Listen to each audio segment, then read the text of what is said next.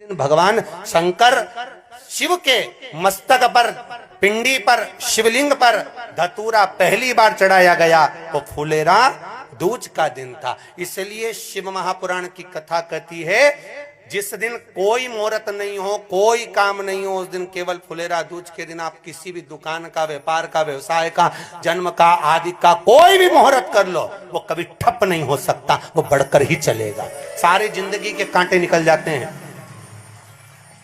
सारी जिंदगी के कांटे समाप्त हो जाते हैं फुलेरा दूज।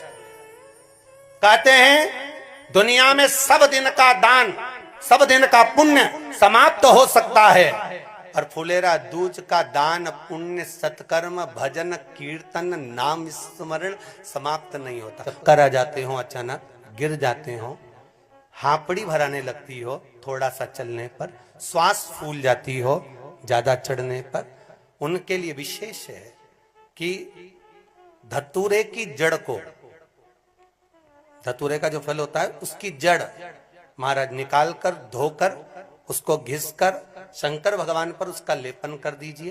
थोड़ी सी जड़ शिव जी पर चढ़ा दीजिए फुलेरा दूज के दिन। उस जड़ को पानी चढ़ाकर वापिस लेकर आ जाइए।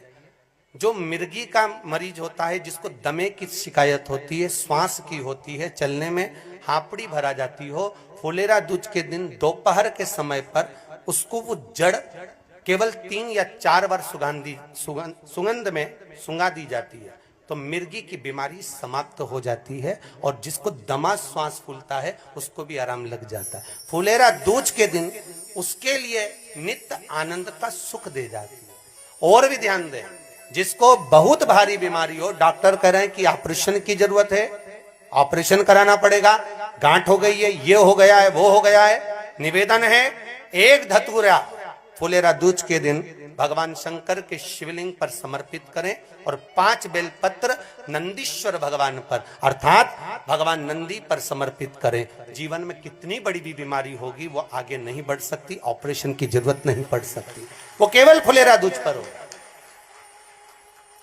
केवल फुलेरा दूज के दिन, उसके सिवाय नहीं। और वो 15 मार्च को है, मौका मिला है, आनंद से। धतूरा होता है विषैला। कैसा होता है? विषैला, बहुत विष होता है धतूरे के अंदर। पर महाराज भगवान शिव को वो समर्पित किया जाता है जैसे पार्वती जी को लगा, जब कोई साथ नहीं दे रहा, पार्वती जी को लगा जब कहीं से सुख का अनुभव नहीं हो रहा, आनंद का अनुभव नहीं हो रहा, पार्वती जी ले गई धतूरा, पार्वती मैया ले गई उस बेलपत्र को, शिव को। और प्रयास करना, अगर दुख है तो एक धतूरा समर्पित कर कर 1 लोटा पानी अवश्य समर्पित कर। उनके लिए भी कहूंगा जिनको शरीर में दाद हो जाती है, खाज हो जाती है, या खुजलियों का क्रम हो जाता है, उनके लिए भी महाराज धतूरे का पानी, धतूरा 1 लोटे में डाल दो, पानी रख दो उसमें, उसके अंदर थोड़ा सा चंदन डालकर वो पानी शिव जी को समर्पित कर दो। वही पानी को लेकर आ जाइए और कुछ देर तक शरीर में लगाकर बैठ जाइए महाराज। वो केवल फुलेरा दूज का है महाराज, उसको शरीर में लगाकर थोड़ी देर बैठ जाइए, 15-20 मिनट तक। शरीर के अंतर्गत कोई वस्त्र ना हो, उस वस्त्र को उतार कर उसको लगाकर बैठ जाओ। 2.5 से 3 महीने में दांत खाज, किसी भी चर्म रोग होगा वो धीरे धीरे समाप्ति की ओर हो जाएगा। महाराज फुलेरा दूज का महत्व शास्त्र कहता है, भले इसको छुपा कर रखा गया हो शास्त्रों के अनुसार, पर इसकी महत्वता, जो दुकान, जो व्यापार, जो व्यवसाय, और पहले भी आपको कहा, मान लो आप शिवरात्रि के दिन रात को भगवान शंकर को धतूरा चढ़ाते हो व्यापार व्यवसाय के लिए, और वो धतूरा आप शिवरात्रि के दिन सुबह 4 बजे से पहले नहीं बांध सकते, तो उस धतूरे को फुलेरा दूज के दिन लाल वस्त्र में बांधकर अपने व्यापार वाली जगह पर बांध दो। जीवन में कभी व्यापार नीचे नहीं जाएगा, बढ़ता ही चला जाएगा। और उनके लिए भी निवेदन करूंगा जिनके यहाँ कर्जा बहुत है, बहुत कर्जा है, चूक ही नहीं रहा, पैसा ही नहीं रहा, व्यापार चले तो कर्जा चूके, उनके लिए भी निवेदन करूंगा, 1 धतूरा बेलपत्री के पेड़ के नीचे शिवलिंग का निर्माण कर कर फुलेरा दूज के दिन उस धतूरे को अपनी कामना कर कर हल्दी में भिंगोकर उसको भगवान शंकर को समर्पित कर दीजिए अपनी कामना कर कर। उसी हल्दी की 1 बिंदी अपने साथ में रुमाल में लगाकर अपने व्यापार व्यवसाय की जगह पर लेकर जाइए, कर्जा धीरे धीरे धीरे धीरे जब चूकेगा, जब लक्ष्मी आएगी तो लक्ष्मी की वृद्धि भी वो करता महाराज। ये फुलेरा दूज के उपाय। जिस दिन मां जगतजननी जगदम्बा अंबा स्वयं भगवान शंकर को मौन होकर देख कर विलापित होती हैं, नैनों से नीर बहता है, शिव को हुआ क्या, शंकर को क्या हुआ है, योगरदानी को हुआ क्या।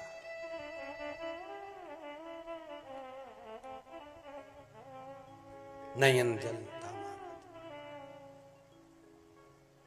मैं तो बैठी थी गंगा किनारे, मैं तो बैठी थी गंगा किनारे,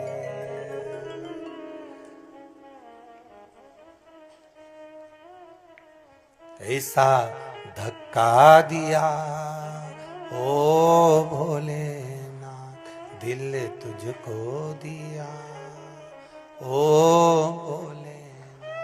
भगवान शिव ओगड़दानी, त्रिकालदर्शी, कैलाशी, अविनाशी, इस चित्तवृत्ति के मन की बात को धारण करने वाले।